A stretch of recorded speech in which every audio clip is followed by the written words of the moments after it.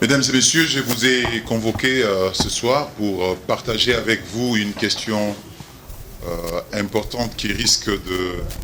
Il ne fallait pas qu'il y ait des malentendus dans l'opinion autour de la question du premier cas et qu'il fallait absolument que je puisse communiquer avec tous ceux qui, d'une manière ou d'une autre, sont intéressés à traiter la question. Et aussi permettre de lever tout équivoque autour de cette affaire. Le samedi de la semaine dernière, j'avais annoncé que un monsieur dont j'avais donné l'identité, j'avais communiqué l'identité, faisait l'objet de recherches de la part de nos services parce que il avait tenté ou il avait quitté les services qui le soignaient à Kinshasa en vue de rejoindre sa famille vers le Kasaï oriental. Et c'était une alerte que j'avais lancée parce que j'avais estimé que c'était nécessaire, étant donné que ce monsieur était de mauvaise foi et qu'il avait résolu, dans, je ne vais pas dire en kikiné, mais de défier les services officiels de l'État. Il fallait donc qu'on ne le garde pas secret, il fallait qu'on dénonce son nom. Voilà pourquoi j'avais dénoncé son nom et j'avais alerté et les services du Kasaï et les services du Kasaï central. Il faut donc vous féliciter que si le monsieur a été attrapé du côté du Kasaï central, c'est parce que votre gouverneur a alerté son collègue du Kasaï central, lequel a pris les mesures qui ont permis de mettre ce monsieur hors d'état de nuire 48 heures après. Et justement 48 heures après, juste au lendemain de la levée, ou plutôt même au jour de la levée d'état d'urgence par le président de la République, nous avons été notifiés d'un cas d'un monsieur habitant la zone de santé de Chikapa et dans la commune de Dibumba 2, l'adresse, je crois que avenue Badjopo, ainsi de suite, et dont tous les éléments d'identité ont été rendus publics. Expressement, j'avais tué et l'adresse et le nom de la personne. Si j'avais tué l'adresse et le nom de la personne, c'est parce que justement j'avais estimé que il fallait qu'on protège l'individu contre une quelconque stigmatisation. Déjà la veille, à la suite de l'information qui avait filtré autour de la fuite de M. Marcel Ngandou, sa résidence ainsi que sa famille ont fait l'objet des visites insolites à Mbujimaï et qu'on a même démoli sa maison. Je ne pouvais pas accepter que ceci arrive à Chikapa, car à Kinshasa, ainsi que dans toutes les provinces, il s'est développé une réaction communautaire face aux personnes qui présentaient la maladie à coronavirus. Voilà la première raison qui m'a conduit à taire les noms et l'adresse du monsieur qui a été déclaré positif. La deuxième raison, toujours une raison liée à la stigmatisation, c'est que la personne en question qui ne présentait pas des signes de maladie extérieure au jour de résultats, elle-même a douté de ces résultats. Elle a douté de ces résultats et la commission qui était en charge de lui communiquer les résultats a eu du mal à l'aider à accepter ces résultats. D'où les besoins pour nous d'entreprendre un travail de négociation et de discussion pour l'amener à accepter. Il s'en est suivi donc une série d'attitudes de « je t'aime moi non plus ».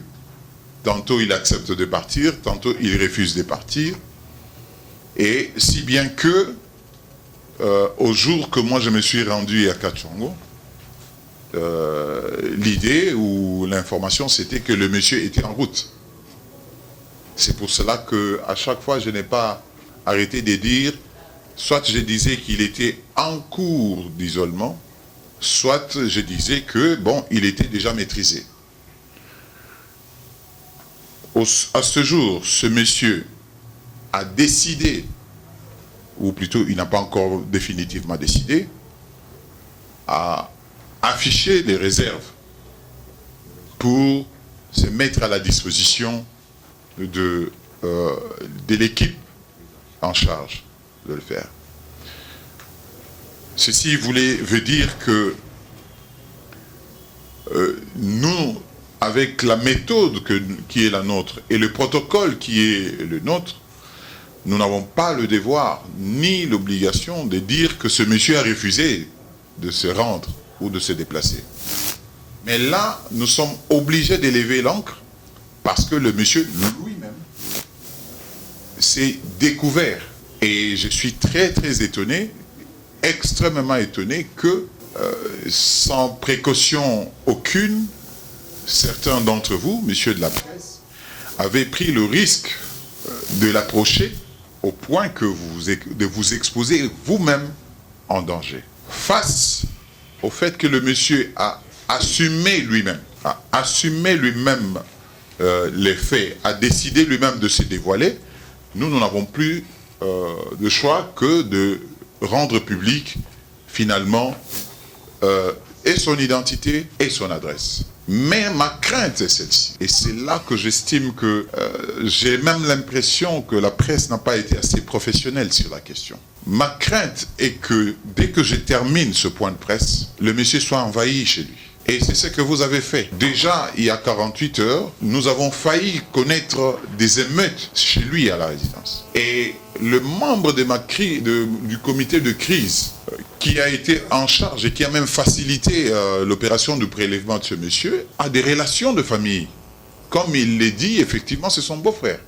Il est même dans cette salle. Qui s'est sacrifié et qui a mis son honnêteté et sa crédibilité en jeu pour arriver à protéger la communauté, voit tout ceci rendu nul, tout simplement parce que vous, journalistes, vous avez décidé de rendre public au risque d'exposer la crédibilité de l'autorité que je suis. Ma parole contre vos propos. Mais en contrepartie, la communauté en danger. Je ne sais pas si c'est vous qui avez raison ou c'est moi qui ai bien fait. Car, comme vous le savez, ce que vous avez présenté, pour moi, je considère ça comme un malentendu. Étant donné que, en décidant, ne fût-ce que de proposer à ce monsieur de se rendre à Kachongo et que celui-ci résiste, au point d'aller dire que moi je suis un menteur, c'est quand même fort. Voilà pourquoi j'ai résolu aujourd'hui. Madame, est-ce que nous avons les résultats? Au point que j'ai décidé de rendre public les résultats, tels que envoyés par l'INRB, avec les cachets ainsi que les signatures de l'INRB. Si vous n'avez pas ceci, je vais vous le partager pour ceux qui ont de groupes dans les réseaux sociaux. Je vais vous les partager pour que vous puissiez prendre connaissance. Il est indiqué dans ce document, République démocratique du Congo, ministère de la Santé, Institut national de recherche biomédicale, département virologie, laboratoire national de référence pour grippe et virus respiratoires, résultats laboratoire des échantillons respiratoires, test au COVID-19, par RT-PCR en temps réel, numéro, il n'y a pas de numéro. L'ABID, on donne la référence, province Kasaï, zone de santé Chikapa, nom de malade Moussa Sachi Manga Richard, âgé de 58 ans, sexe homme, adresse patati patata, date de prélèvement le 9 juillet, date de réception le 9 juillet, ça veut dire que nous avons prélevé les résultats et nous les avons immédiatement envoyés pour vous déterminer la rapidité avec laquelle nous avons travaillé. Résultat SARS-CoV-2 positif. Voilà. Le reste, c'est les détails. Fait à Kinshasa, docteur Edith Kwembe, c'est ça, Edith Kwembe, qui signe les résultats. chef unité virus respiratoire. Si le gouverneur Dieudonné Piémé a menti, alors ce document est faux. Et si ce document est faux, alors, dans ce cas, l'INRB n'existe pas. Est-ce que nous devons aller dans cette logique-là? Avais-je vraiment besoin de rendre public ce document, alors que vous savez bien que le rendre public exposait ce monsieur en danger? Au moment où je vous parle, il peut arriver que ce monsieur fasse l'objet d'une attaque dans sa résidence. Mais si j'ai décidé de vous convoquer, c'est parce que je voudrais m'entretenir avec vous en présence des techniciens. Parce que si cette affaire est ce qu'elle est, c'est parce que j'ai travaillé avec une équipe technique. Le chef de division de santé est présent, avec le médecin chef de zone de la zone de santé de Chikapa, le président de la commission surveillance. Et toi, tu fais quel jour avec des épidémiologistes. Comme ça, si vous avez des questions à caractère technique, vous allez leur poser. Je sais que les questions à caractère politique viendront vers moi. Je vais endosser la responsabilité. Mais sachez une chose, que la communication que vous avez faite expose la vie de Congolais en danger. Deuxième dimension, c'est que l'épouse de notre ami Moussassa est commerçante. Et elle vend au marché de Kamaleng. Parce que vous voulez la vérité, je vais tout vous dire. Elle vend la friperie au marché de Kamaleng. Le neveu de Moussassa est un Wewa qui circule tous les jours ici avec la moto à travers la ville, transporte les gens après avoir été en contact avec Moussassa. Les enfants de Moussassa, il a une famille très très grande. Aujourd'hui, sa famille a campé dans sa parcelle au motif que M. Moussassa serait l'objet d'un complot de la part des autorités, soit pour le tuer de Covid-19, soit pour, je ne sais pas, le contaminer, je ne sais pas. Je ne sais vraiment pas pour quelle raison. Tout ça parce que quelqu'un a pris un son et l'a diffusé. Alors que ce monsieur avait déjà commencé à coopérer avec la commission de crise. Et je vous dis tout de suite que la personne qui a amené la commission, le comité de crise, a prélevé là-bas est un membre de famille, un proche. Et donc, aujourd'hui, si nous regardons du côté de la famille, à cause de cet incident, il y a une fissure dans une communauté. Seulement parce que nous avons mal communiqué ou parce que nous avons mal interprété une communication. Alors, face à la situation, à la menace qui guette le marché ou les gens qui vendent au marché des Kamaleng, face à la menace à travers un certain Wewa qui transporte les gens, et face à d'autres membres de famille qui sont là-bas et qui ne croient plus à la question coronavirus, alors que vous, journalistes, vous êtes bien outillés. Et je pense que je dois les citer. Ils sont où? Kavwa et Kérosène. Kérosène est là? Oui. J'ai échangé hier mes inquiétudes avec vous au téléphone,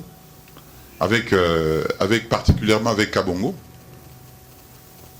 Et je craignais, j'avais dit ceci. Entre le moment où nous apprenons cette information et aujourd'hui, nous aurons 15 jours très très difficiles. Parce que vous savez bien que, et je ne vous l'apprends pas, il existe ce qu'on appelle la période d'incubation, d'une part, et d'autre part, il existe ce qu'on appelle les porteurs sains. C'est-à-dire quelqu'un qui porte le virus, mais il ne fait pas de maladie. Mais parce que probablement que vous avez trouvé ce monsieur en train de parler, ben vous ne savez pas dans quel état il était le 9 lorsque son propre beau-frère a demandé à faire le prélèvement. Il n'était pas bien en ce moment-là. Mais aujourd'hui, il se porte bien parce que probablement il a fait un traitement symptomatique, son corps a bien réagi, mais ça ne veut pas dire qu'il n'est pas porteur de virus. Ça, ce sont des données à caractère technique. Je me réserve de les dire, sinon on va dire que je commençais à politiser même la technique. Mon propre, parce que je dois vous dire certaines vérités, mon propre secrétaire particulier a fait 21 jours de maladie à coronavirus, à Kinshasa. Et il se porte bien. Aujourd'hui, on n'en meurt quasiment pas. Lorsque une prise en charge est assurée dans des conditions convenables, on n'en meurt pas.